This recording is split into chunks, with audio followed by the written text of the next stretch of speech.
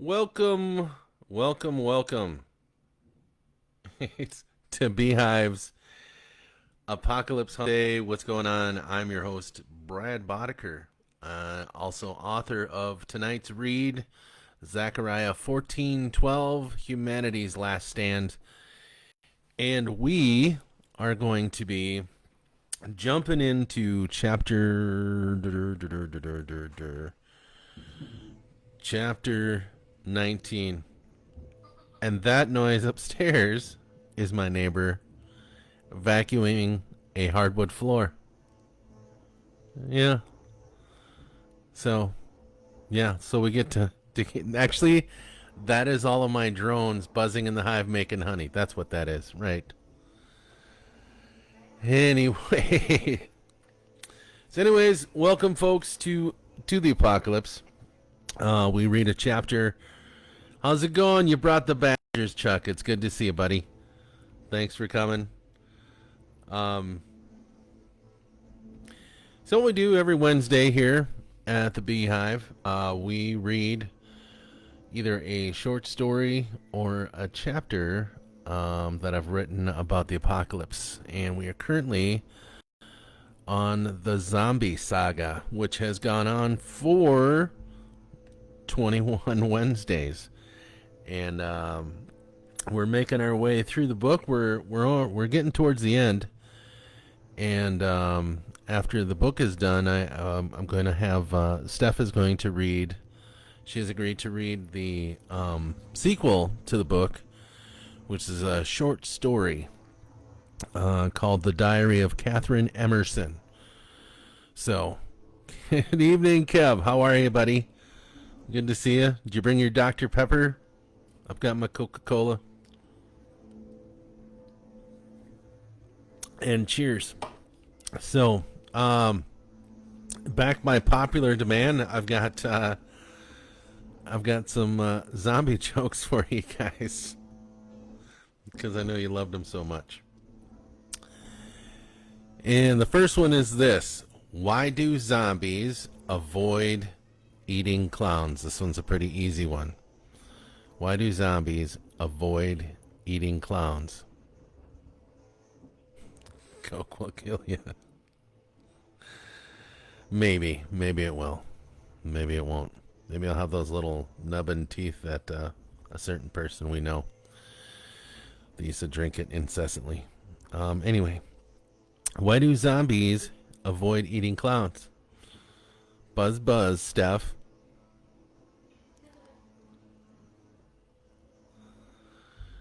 Anyone?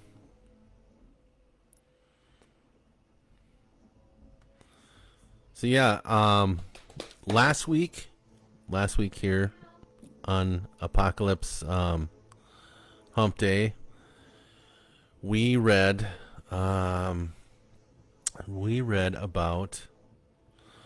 Len, and Len and the kids were adjusting to life in a military stronghold, the last one in southern Minnesota, and they were getting used to that. Len got his collarbone worked on, and they found that Kris wasn't there, so they were kind of bummed out about that. But they found them by communicating with Hal on the ham radio, and so they're happy about that. So we're bumping into this, and Stephanie gets the question correct. They taste funny. That's why zombies avoid eating clowns. But dump. All right, and now they want me to subscribe. No, I'm not gonna.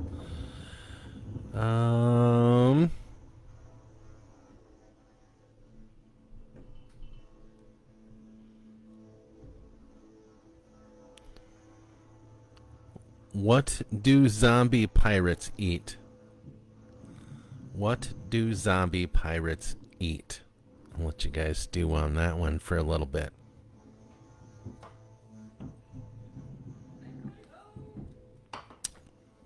And everybody say hi to Zombie Apocalypse's mascot here. What did we decide to name him? Huh? I can't remember either. But he's a cute little dude. Also, Steph drew this for the show. Look at this little zombie. Be cute. It's on some advanced state of decay there. But thank you, Steph, for adding that to the contribution. Is that a badger farting on a zombie? Ralphie. The name of the little dude is Ralphie. Oh, he fell over. He needs to get some flesh. Looks like you in the morning, Kev. I don't know. I think that hair's a little more wild though. I haven't seen a recent picture of you. I don't know if you got long hair still or if you shaved her down. So, what do zombie pirates eat? They eat arms. Thank you. Thank you very much. Here all week.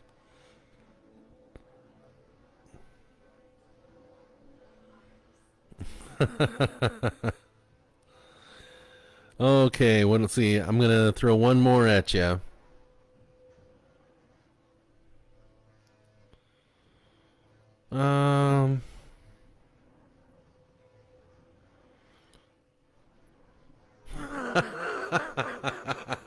Okay, this one is a pretty good one.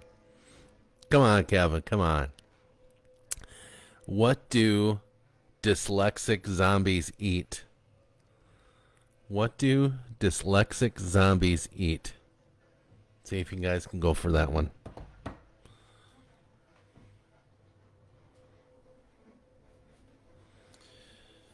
Anyone? And no, I'm not poking fun at anybody that has dyslexia, so please don't cancel me. This is a joke.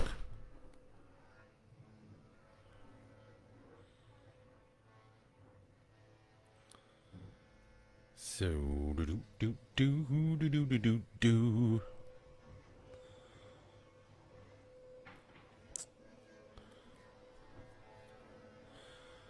All right, a few more seconds.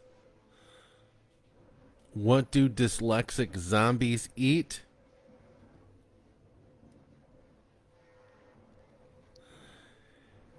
They eat Brian's. Get it? Not brains, Brian's. Yeah. Come on, that was a good one. That was a good one. Come on. All right. All right. So last week, I read you guys a little bit from Max Brooks's book called The Zombie Survival Guide. I'm glad you liked it, Steph. It's this book right here, The Zombie Survival Guide. It's Complete Protection from the Living Dead. It's a New York Times bestseller. So there you go. Boom. Anyhow, and when we last spoke, I believe one of you, I think it was Kevin, that talked about jumping on a boat as a way to survive in the zombie apocalypse. And I happened to find a section on the zombie apocalypse regarding boats and the rules behind them. And I shall read. The worst thing you can do when stepping into a boat is believe that the danger is over. This false sense of security has caused the death of hundreds of people, victims who could have easily been survivors if they had kept their guard up and their minds working. Escaping by water is no different than by air or land. Warnings must be heeded, rules must be followed, and lessons must be learned inside and out for a safe and successful voyage. General rules. Number 1, know your waterway. Are there any locks? What about dams, bridges, rapids, or waterfalls? As on land, detailed knowledge of the waterways you will encounter is essential before starting your journey. Number 2, stay in deep water, preferably deeper than 12 feet. Any shallower and a zombie may be able to reach up to your boat. Many escapees have been lost over the side of subsurface ghouls, particularly in murky water. Others have lost parts of their propellers or a section of a rudder or by hitting submerged zombies. Number 3, don't skimp on supplies. Many people believe that traveling down a river or canal removes the need for packed rations. After all, why not just fish and drink the water below you, correct? Sadly, the days of Huckleberry Finn, when rivers were clean and bountiful, are long since gone. After decades of industrial dumping, most rivers are in no shape to support life. Even without artificial pollutants, many rivers and lakes carry enough bacteria from human and animal waste to cause life-threatening ailments. The upshot, also carry enough food and fresh water for the journey's duration. A level 3 filter pump should also be used for cooking and bathing. I got a little story with that. We were on vacation and we were traveling in an RV. We were heading out west. Me and my mom and dad, a couple of foster brothers, and my sister. And we were in Colorado.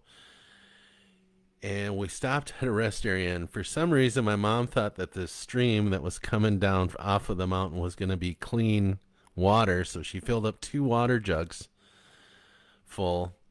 And on the way through the desert, heading towards Las Vegas, I drank an entire gallon of that water. And I was sicker than a dog for a long time. And we stopped in Sacramento. And I was, turned out I had amoebic dysentery. And yeah, so it took me about another week until I was better. And yeah, that was not fun. That was not fun at all. And when you're sick with amoebic dysentery, and the place that we stayed at, I was in a waterbed, and that's even worse when you've got that. So yeah, not good. So that was just one of the many times my mom tried to kill me. And yeah, that story is actually in the book I'm writing now. So anyhow, the last rule, number 4, watch your anchor line. Too often, people feeling secure in their boat have stopped at night, dropped anchor, and dozed off. Some of these people never awoke. Zombies walking on the bottom can hear a boat approaching, as well as the sound of an anchor hitting the mud. Upon finding the chain, they can use it to climb all the way up to your boat. Always leave at least one person on watch for this, and be prepared to cut your line at the first sign of trouble. So there you go, Kev. If we get the zombie apocalypse and you head on a boat, there's your rules, buddy. And if you need a refresher, just give me a call, man. I'll text you. I'll text you the gist of it. So, all right, you guys. Thanks for going through the jokes and everything, and also the lessons on surviving the zombie apocalypse. Shall we jump into this? Yes, Brad, let's do that. All right, then. Chapter 19. Oh, by the way, if you guys want to know what this is actually a slide for slide guitar, which I have miserably failed at learning how to play. But I use it to kind of use a radio voice. Hello there, Bodeker for this. So, yeah, those are my props. This is OG radio props. So, hit a port in Cuba. Yeah, I would definitely just find an island and freaking reinforce it, you know? Hit an island, reinforce it so nobody can get me. So, and that's kind of, yeah, I can't spoil it. So, you'll find out in the sequel what happens. Chapter 19. Oh, my baby, how are you doing? Kris said through tears. I'm good, Mommy. Why are you crying? Catherine asked. I miss you, silly. Is Taddy taking good care of you? Yes, but he's hurting. He hurt his arm. I think it's called his collard bone. Kris could hear Lee in the background correcting her. Hi, Lee. Hi, Mom. Lee answered back. I'm not done, Lee. Catherine scolded her older sister. She then heard Len correct them both to share the microphone. When am I going to see you? Catherine asked. Soon, baby, I hope. I'm so glad you guys are okay. Nana's dead, Mom. Lee spoke up. I know, honey. I'm sorry. We had to see it, Mom. It was terrible. Those things got her. Kris began to cry harder now. Hal and Brent both put their hands on her back. Kris? It was Len. Yes? Are you okay? I'm okay, Len. She sacrificed herself for the kids. Her sobbing got harder. I'm sorry. Len said softly. I'm sorry I couldn't keep her safe. I have to go, Len, she said between sobs. Okay. Talk to you soon? Kris stood up and left the attic. Brent followed her. Mr. Emerson? Hal spoke into the microphone. Yes, who is this? This is Hal Iverson. Kris isn't in the room anymore. Would you like me to go get her? There was a pause. No, it's okay. I'm just glad we found each other. Tell that Brent guy thank you for keeping my wife safe. Can you do that for me, please? Yep, sure. I sure will. Then there was dead air. Are you gonna be okay? Brent asked tenderly. Kris had run down the steps and onto the balcony. She ached with the thought of what her mother must have gone through, and how she would never see her again. Kris? Please, Brent, she said from her hands that were covering her face. I just need a moment. Of course. I'm sorry that happened to your mom. I'll be here if you need me. Just stop it. What? Don't you think I feel bad enough for kissing you like that? Now I have to deal with my mother being dead. Just shut up. Please. Leave me alone. Before Brent could say anything or walk away, someone was running and screaming across the front lawn. Somebody! Please! Help me! It was a male about mid-30s. Behind him was a group of about 15 people. At first, Brent thought they were deadheads, but they were running, and only newly infected deadheads were known to run. Up here! Brent shouted. There were roughly 8 deadheads that were standing in the yard at the time. They were slowly making their way towards the man who was running and shouting. The group of humans behind him quickly dispatched them with their own firearms. Oh, Jesus, please, the man pleaded as he saw Brent and Kris and ran towards them. 2 shots rang out and cut through the man's head, leaving a gory mess of his face. Son of a... Brent aimed his own weapon at the coming armed crowd. Stop right there, he screamed at them. They all stopped in the front yard and aimed their guns at him. Drop your weapons. I'm not here alone. There are 6 other guns pointed at you from this house. The group looked around the house and then back up at him. Kris drew the rifle she had been carrying and pointed it at the crowd. Tears still wet her cheeks. Let's not shed the blood of our brothers and sisters, came a voice out of the crowd. In these times, brother will war against brother, and father against son. But we are strangers, sir. So let us break bread. How about you drop your weapons? Brent ordered again. A figure from the center of the group dropped his pistol, raised his hands, and walked forward to the head of the group. We have no quarrel with you, sir, the man, who was tall, had said. Let us go in peace, and we shall leave you in peace. You just murdered a man in front of me, Brent said, putting his finger on the trigger. I don't trust you. From the eyes of the blind, it may have looked like cold-blooded murder, but I tell you, he had been bitten by these demons. It was only a matter of time before he would have succumbed to the evil that was introduced into his body. Forgive me, I am Reverend Colby Nemmers, and this is my flock. Well, what's left of them. A larger crowd of deadheads was making its way towards his flock. Reverend? One of them said nervously. Sir, Reverend Nemmers asked Brent, may my people defend themselves? A shot from behind Brent rang out, and the deadhead closest to the flock fell. Brent turned around. Dave? Brent looked angry. What the hell are you doing?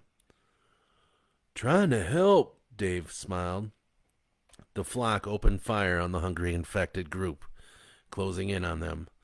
When the gun smoke dissipated, the flock stood and stared up at them again.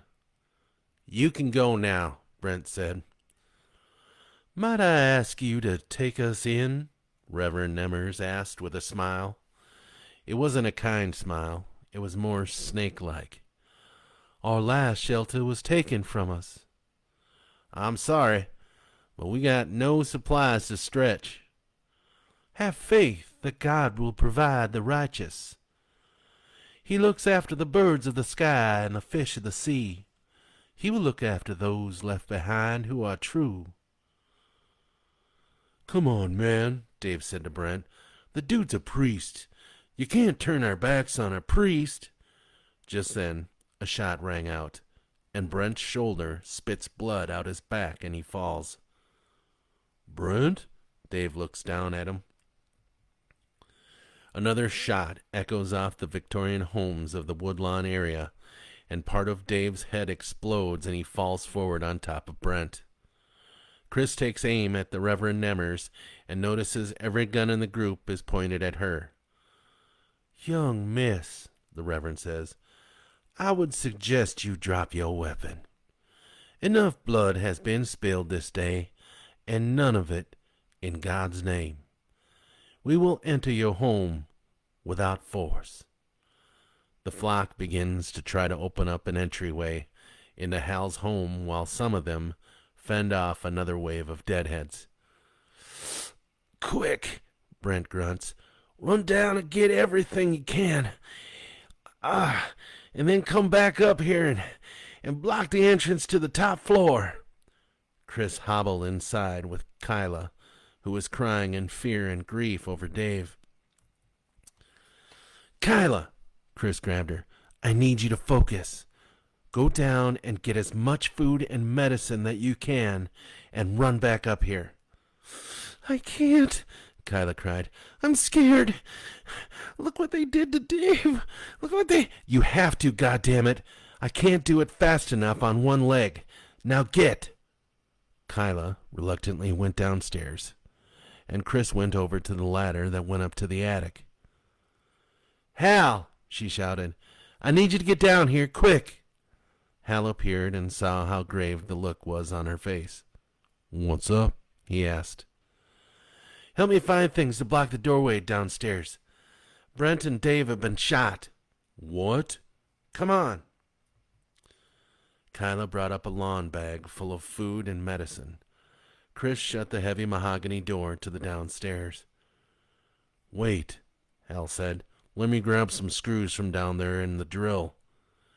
He came back and immediately started drilling screws into the door jamb. Kyla helped bring a coffee table over, and he drilled that across the door. Do you think that will hold? Kris asked. I don't know, Hal inspected his work. It'll have to. I guess things around here have gotten too lax, Brent said through his teeth. The party's over. We're going to have to fight sooner or later. We're not in any shape to fight, Kris said. Kyla was curled in a corner, hyperventilating and sobbing deeply. They had broken in downstairs. The safety of Hal's home was now compromised, and it would be a matter of minutes that the deadheads would be coming into the fortress that they had built. You cannot hide from the vengeance of God, children, Reverend Nemmer shouted as his flock made their way through the house. Jesus, this guy's flipped his lid, Hal said, getting his pistol ready for what was to come. They could hear crashing downstairs, but no voices. Then there was moaning. The hungry dead had made their way into the house. Gunshots echoed through the big Victorian. After a while, the gunshots quieted down. Come out, wherever you are, said the Reverend coyly.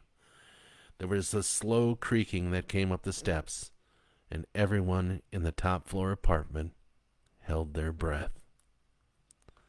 And that, my friends, is the end of chapter 19. Wow, we're making it all the way through 20. I believe, I think there might be 30 chapters. I don't know. I can't remember how many chapters we got in that book. And the copy that I thought I had is gone, so I don't know where that is. But anyway, yeah, we'll look at that. So anyhow, thank you guys for coming out and joining me on another adventure with the zombie apocalypse, and joining me on Tuesdays for Tunes for Tuesdays and all that jazz. And I haven't gotten a guest for this month's what's buzzing at the hive, but I will probably be getting hold of some people by the end of this week to get that set up. Everything is set for my author talk at the Winthrop City Library, and that's on August 22nd, I believe. And yeah, I just sent off an author bio for that and a photo, and they're doing up a poster for it, so it should be fun. I'm a little nervous about it, but I've been looking up different author talks and what people have done, and it's a small city library. You have weird dreams on Wednesday nights. Well, that's good. That means my writing is doing something to you. So and that actually means a lot to a writer. So thank you, man.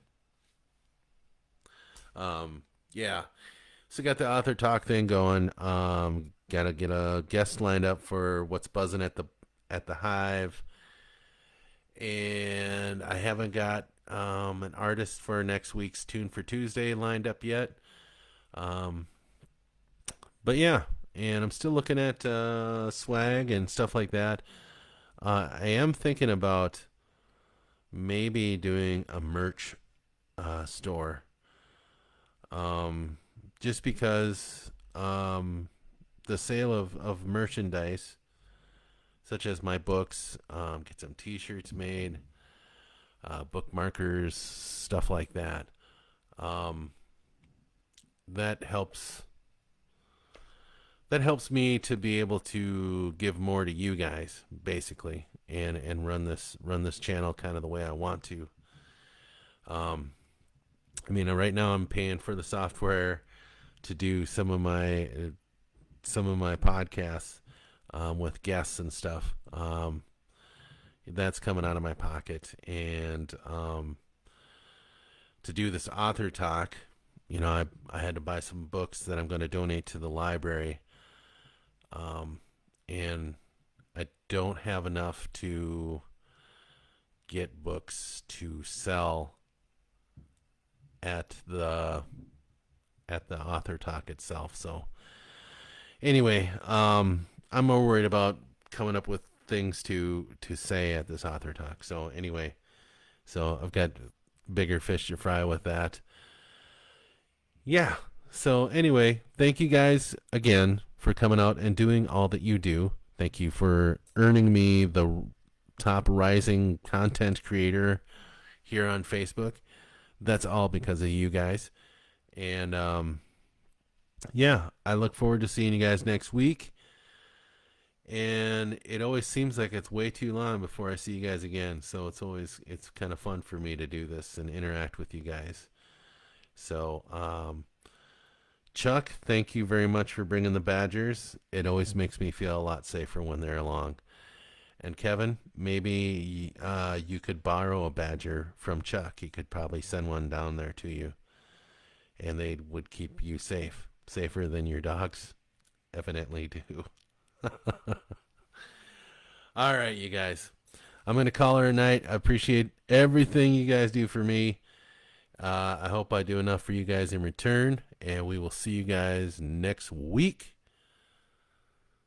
Oh, one more thing. Working on another short horror story for another anthology that might come out this year, maybe next year. I don't know. Anyway, this one's called what the heck is it called? It's called Theophany, and it is about it's about a televangelist that has heard the voice of God in his head since he was young, and he can do all these miracles with his hands, and now he's the head of like one of the most biggest, richest mega churches out there. He controls Congress, he controls the Vatican, blah blah blah, and yeah, the voice of God has told him that he is coming to claim his kingdom on earth, and so he's getting everybody ready for that, and yeah, it's not going to turn out to be who he thinks it is.